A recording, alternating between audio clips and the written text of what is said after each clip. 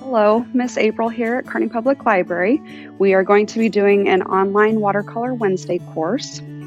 So I'm going to show you a brief outline of what we're doing. I'll show you our supplies, just some basic steps, and these are going to be things that you can do whether you're a novice or if you've painted for a lot of years. They're kid-friendly and adult-friendly. It's just something fun you can do from home.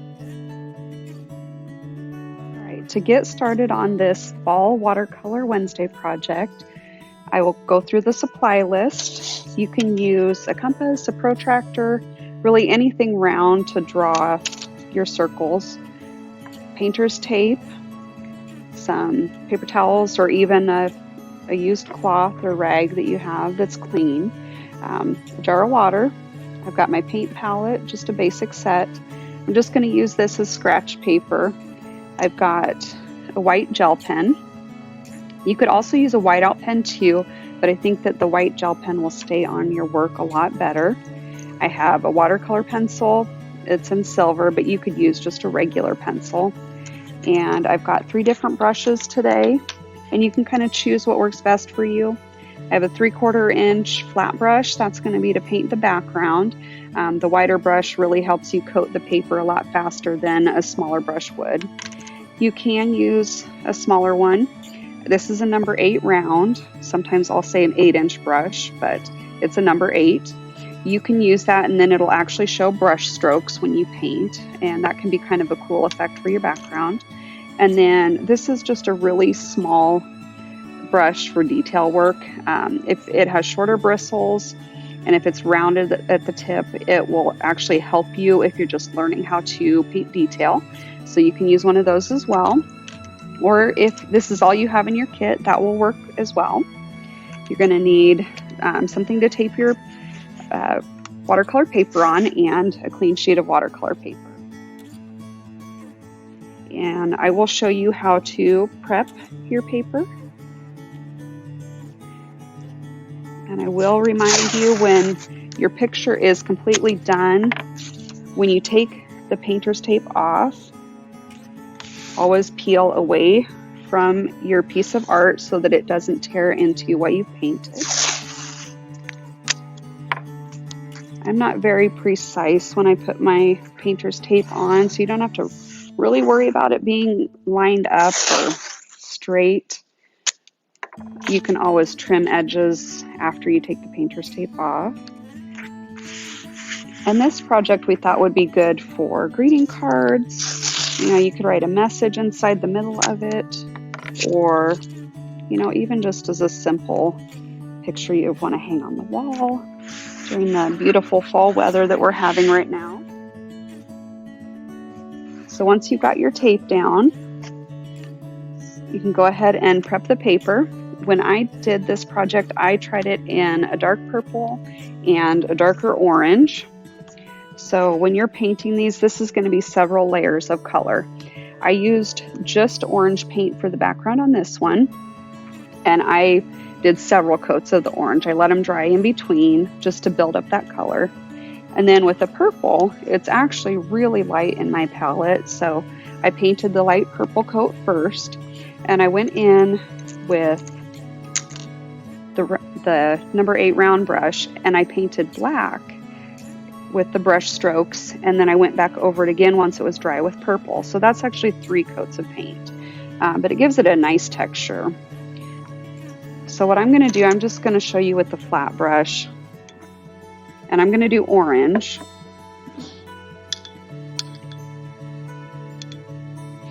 Get your brush wet, and you're going to really want to swirl it in there in the paint. And you can use any colors you want. I just thought that the purple and the orange were good fall colors. And if you just do an up and down stroke, you'll see that it has lines. You can leave those, or you can try to smooth them out if you'd like. You can do 1 coat vertically and then let it dry and paint the 2nd coat horizontally. I like to do kind of a textured stroke where I'm making an X shape. And I think visually that just gives it something different to look at. So you can play around with any watercolor paper you have on hand and just get a feel for how you like your backgrounds. And I'm just going to keep adding water to that paint palette so that I can keep my colors damp and running across the page like I want it to. And then once you've got most of your first coat on, you can actually load more of the paint onto the damp brush and just keep adding it to the paper, and then your colors are going to be a lot darker when you apply that layer after it's started to dry.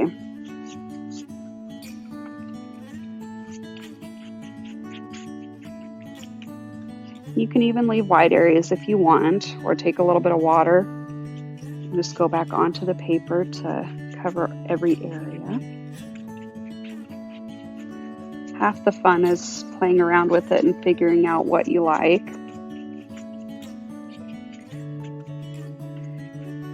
So that one I think is ready. I can let this air dry, give it at least 10 minutes. If it's still damp, you can walk away from it for a little bit and come back to it if you want, and apply another coat if you want your paint darker. So that's how you get your foundation set up. Okay, so I'm going to start out. I'm just going to show you how to use objects to stencil out your ideas. I like to freehand. I really like to draw, but some people don't necessarily want to do all of that work. So I'm just going to use the lid from my water jar. And this is handy because you can decide how big you want your circles to be.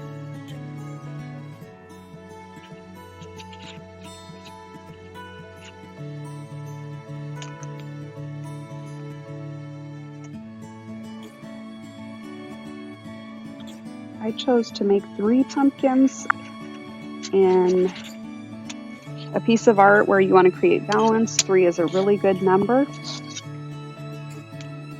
And then I'm just going to go around the top for that fun border that we're doing around. And like I said, you can use watercolor pencil, a regular pencil. I wouldn't really recommend using ink, just so that it's not bleeding into what you're painting. Just save you a little bit of grief. You can decide how realistic or abstract you want your pumpkins to be. You can even choose other objects that you like for fall. I know that a lot of people like trees and leaves, so I incorporated a few leaves in the bottom in front of each of the pumpkins.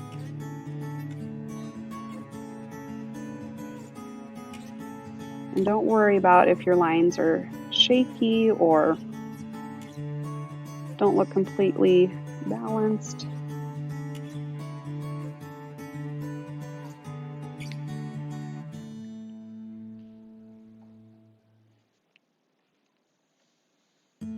I think it kind of looks like a basketball when you start out.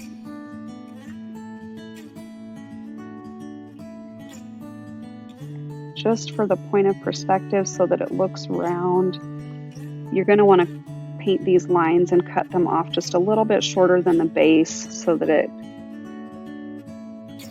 tells the eye that it's a round object and that's in the distance.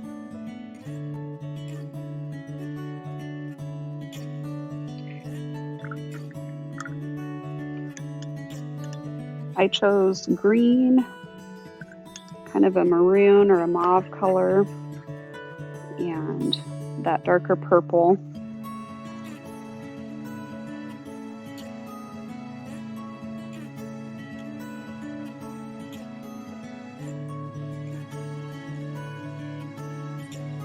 And this is one where if you don't like the way the lines are being painted out, if they look too bold or too thick, you can use that smaller detail brush.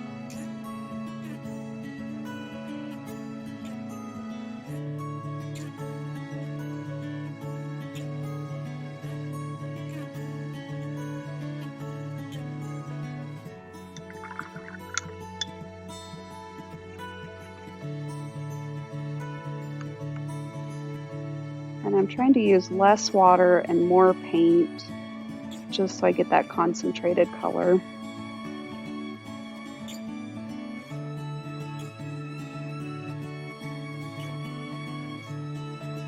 And if you start to have where the color's fading out of it, you can go back in, you can add a little bit more water to your brush.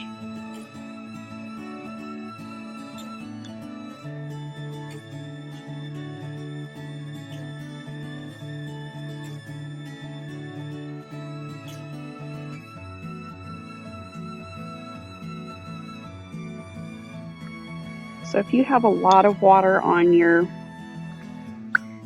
pumpkins when you paint them in, you can let them dry a little bit between steps.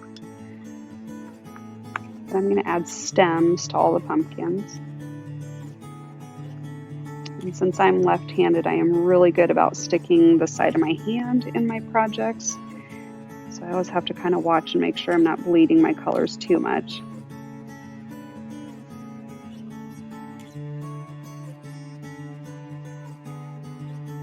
And you can leave wide areas. You can leave some of the colors from the pumpkin to push through. Nothing in watercolor has to be too perfect, and it's always fun to go back in and add more details. So I've got stems. You can even add little coils if you'd like. I know sometimes that's kind of fun to add to pumpkins, so I'll do one with a dark green. Just get that effect of the little lines. And it's kind of cool to let some of your colors bleed into each other. I can add that darker green so that you can tell that there's some shading in there. And you can do that at the base of the pumpkin too. But I'm going to add leaves in there, so I'm going to leave that a little bit open. And what I did just to offset the colors and again to add that element of balance, the green pumpkin in the middle, I'm going to put green leaves in front of this one, and then I will incorporate red leaves over here and probably put purple ones in the front, just so I'm not putting green in front of green, burgundy in front of burgundy.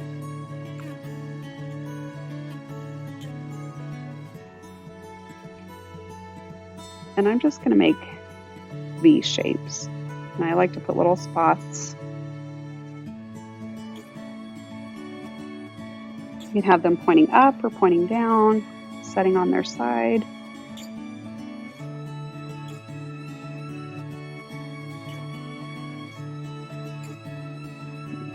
I'm trying not to get it too close to the edge where my tape is, because when I pull that off, when I want to trim the edges, I don't want it to cut off my images too much.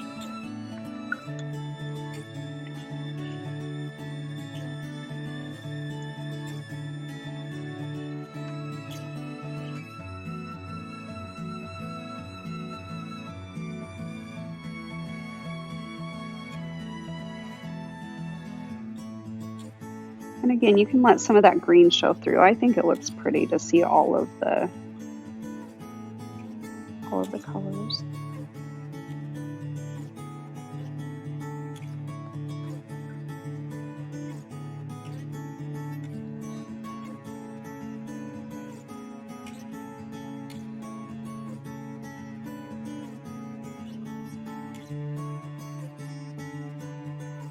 Sometimes I'll even check out books with flowers and greenery, just so I can see pictures of different kinds of leaves. It can give you some really good ideas.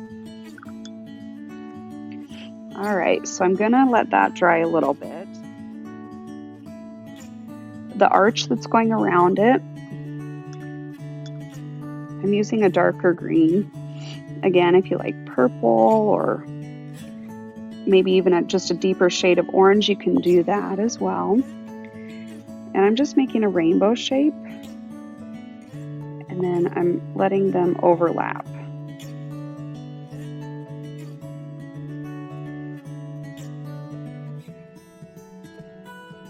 And if you're not very steady with a paintbrush, when this dries, if you'd like to use ink, You know, if you have colored pens that you really like, you could use those instead.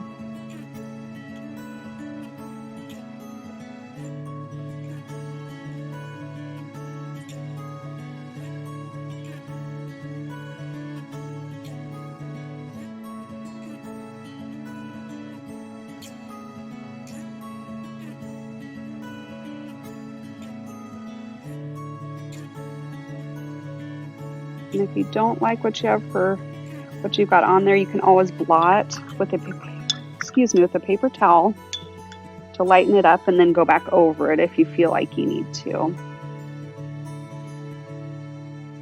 And with the round brush, it's nice that it has that tip. I'm just going to put like a little curly Q at the end.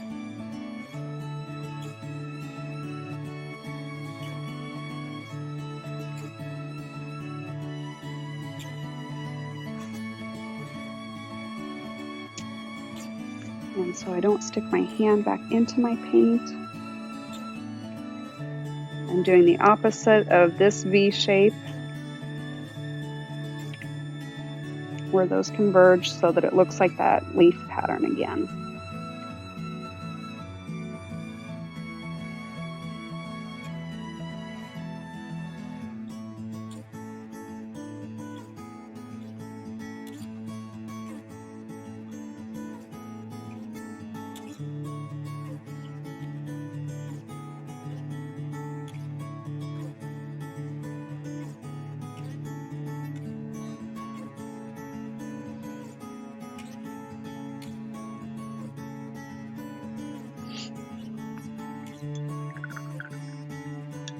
All right, so that is your basic imaging. You got your pumpkins and your arch painted in. You're going to want to let this dry completely. So if you want to clean out your paint brushes, put away some of your supplies that you're not using, I would say give this a good 20 minutes. And if you still feel wet color, give it some more time. So once that is dried, I'm going to show you how we put in some detail with that white jelly pen. Okay, so once your paint has dried, and if you are in a hurry and you want to keep working on this, you can use a hairdryer. Just make sure that you start with a low setting and hold it at a little bit of a distance from your paper, just until you get a feel for how that is going to dry without spreading your paint out. If you get too close, sometimes you can have a cool effect with it as well, but sometimes you don't want that. So just use a little bit of care, and you can use a hairdryer. And what I'm going to do, I'm using my white jelly pen. I have a black piece of paper. Sometimes when you're drawing over the watercolor paint, your pen will start to act like it doesn't want the ink to come out. So I just have a piece of scratch paper so I can clean the pen tip and keep the ink flowing. And really all I did with mine, I did little spirals and polka dots. And when I'm drawing the polka dots, I'm putting a little bit of it on the orange and a little bit of it right over the painted burgundy or mauve color. When you have a darker background, the white really stands out. So with this one where I used a softer color, it's not quite as noticeable, so I'm just going to get closer to those colored lines. And I'm just making little spirals.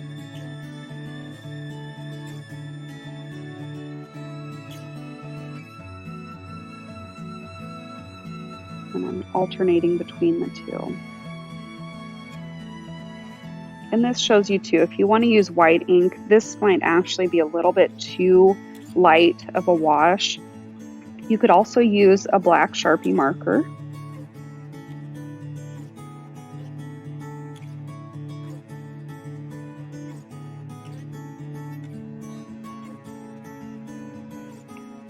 So what I'm going to do, this is a darker background. You can see how bright the white looks. For these other two pumpkins, I'm actually going to take a black Sharpie, and I'm going to do that so that you guys can see where the ink is showing up. This is just a little bit too light and it's hard to see. All right, so I'm actually going to use a black Sharpie and show you how this gives you a little bit more variety in what you're doing.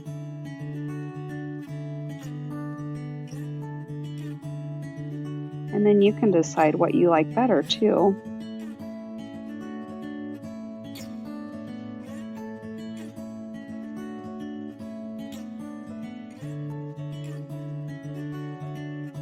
With the Sharpie, you don't have to clean it on another piece of paper, so that is kind of an advantage.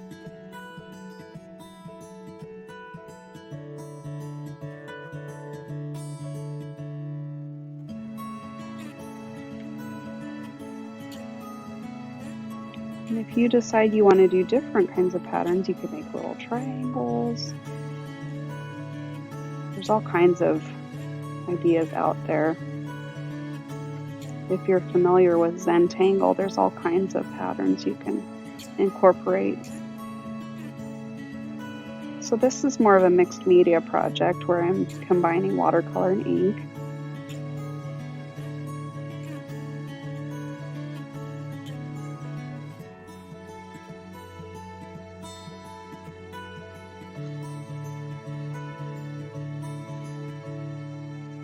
And I do draw more than I paint, so I thought this was a fun way to tie the two together.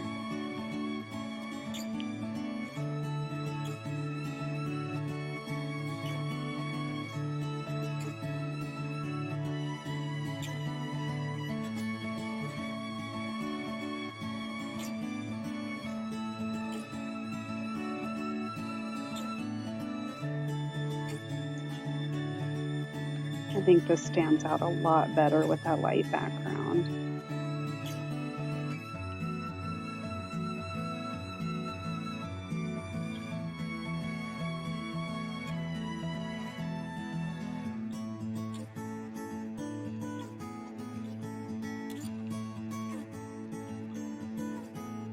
And then if you want to add some shadows, if you like shading, you can go back in and add more detail that way.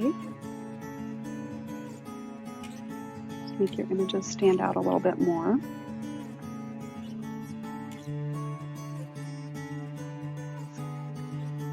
And then I'm going to go in and accent what I did around the border here.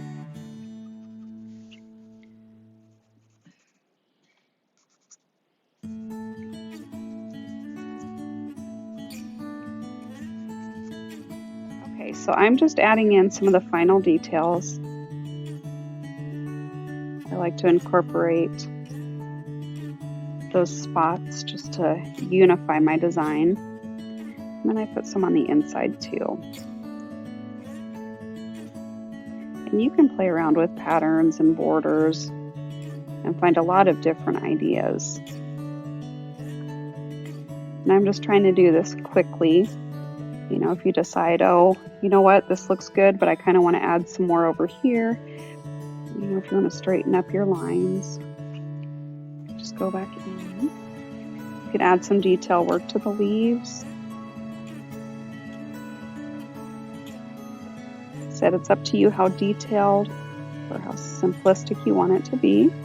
Maybe you like abstract artwork better. And then these white ones where I just wasn't able to see it very well, I'm just going to go back over it with black. But again, if you want to use a darker background like I did with that darker purple, to use white ink, you have a couple of different visual effects that you can get. But that stands out so much better with the black ink.